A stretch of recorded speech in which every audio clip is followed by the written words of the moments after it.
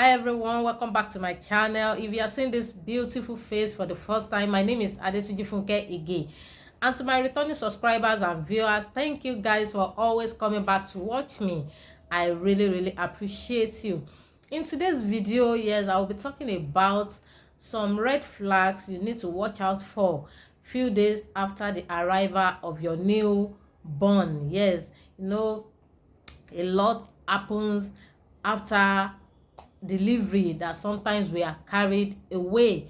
Yes, we are carried away to watch out for some things. So if this is the type of video you are interested in, I would like you to sit back and watch to the end. And as you watch, please don't forget to give it a huge thumbs up, like, comment, share, and if you are yet to subscribe, kindly subscribe to my channel.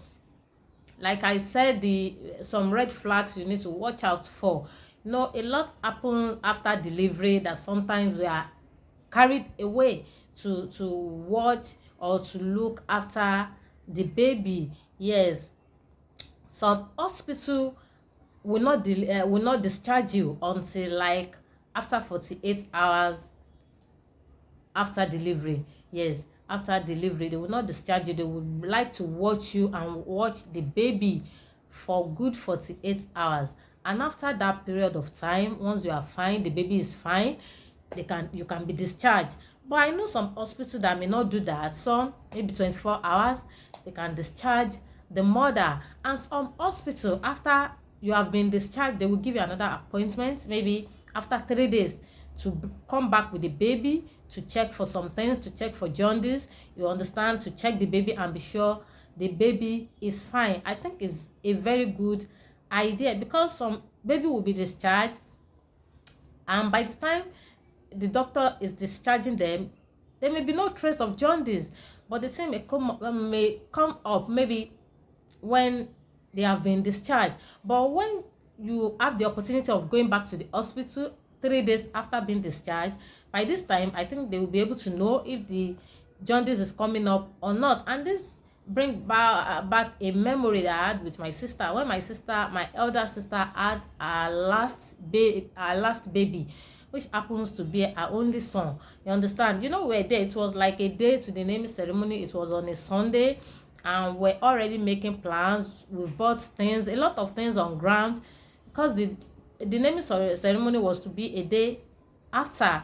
And I remember vividly, in the evening, maybe around 4 or 5, a woman came to visit to greet my sister and her baby. And as we were all seated in the sitting room, the woman just looked at the baby and she called my sister, like, did you check this baby eyeball? Did you do this? Did you all of us that were there, we did not even notice anything. And my sister was like, and the woman said, she noticed jaundice. So, and trust me, my sister, which name me, she just called her husband and explained things to her. And men sometimes, I was like, dear, wait now, they are, before you know it, my sister has changed. She has carried her baby and went to the hospital.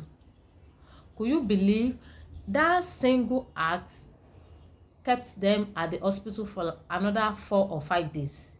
You could imagine if that woman didn't walk in that evening. So sometimes you don't need to be carried away with a lot of things. You as a mother, you need to watch your baby. You need to watch the eyeball, watch the skin. I also read the story of a woman like that. I think she was even the one that noticed this one. A day to the naming ceremony, the husband was everywhere, preparing for naming, and she told the mother-in-law, see what I've noticed, see this. And the mother-in-law felt like it's because the baby is fair, because before they knew it, the thing entered the baby's brain. By the time they took the baby to the hospital, I think like a day or 2 days after the naming ceremony, the doctor told them that no, the thing has really affected the baby. It has entered the baby's brain, and that will be a lifetime issue. That will be something they will have to manage. Even the baby, they will have to manage for the rest of their life. How sad that could be. So you as a mother, you have to be on the lookout for your baby. Another thing you need to watch out for is the cord. Yes, the cord of your baby. Doctors will tell you that This is how they will show you how to clean, that you clean from the in there, you clean outside, not that you will clean in. You clean outside and you use cotton wool soaked in spirit to clean the cord. You clean like that for days. You clean like that for days, and it's not even for days until the cord falls off. You continue to clean and clean and clean, maybe like 4-5 times in a day until the cord falls out. You know, some people get carried away. They forget to clean the cord of their baby, and before you know it, the cord the thing will get infected. The navel area will begin to swell. The thing will begin to different things. Instead of the cord to dry and fall off, the thing will begin to swell up, and is nothing, as in there's no other thing to it than to let you know that the cord has been infected. Infection has entered. And some people will even give their baby to people to do all these things for them. You know, the way they do all these things in the olden days is different from what we do now. Some mother-in-laws don't know. They are not there when the doctors were giving you instruction. They were not there when the doctors were showing you how to do it. You know how to do it. You are the one, you are being told how to do it. So you are the one that should do it yourself the best way, instead of you to say, no, it was because it was my mother that did it.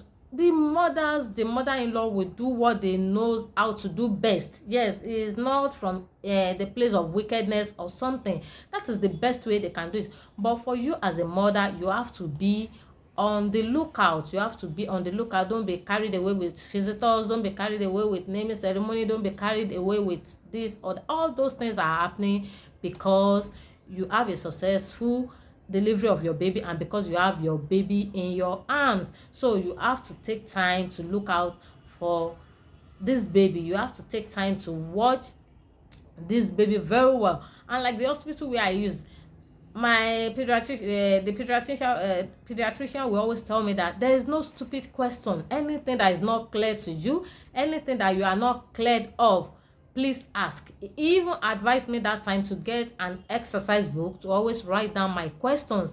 And if you think it is an emergency case, even when you are not sure, but you felt or you think something is wrong, please carry your baby and go straight to the hospital.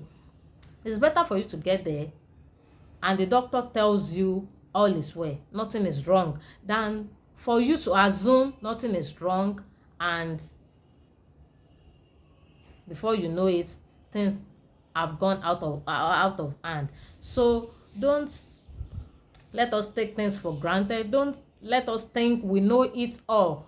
Ask questions and ask from the right source. Yes, guys, if you have actually watched this video to this point, I would like you to give it a huge thumbs up, like, comment, share, and also don't forget to subscribe to my channel. And if you have another point, you have another suggestion that you think new mothers or new mom need to watch out for, at least the few days of the arrival of their baby, I would like you to drop it in the comment section, as I will be there to read through. Thank you guys for watching my video, and I'm going to see you in my next video. Bye guys.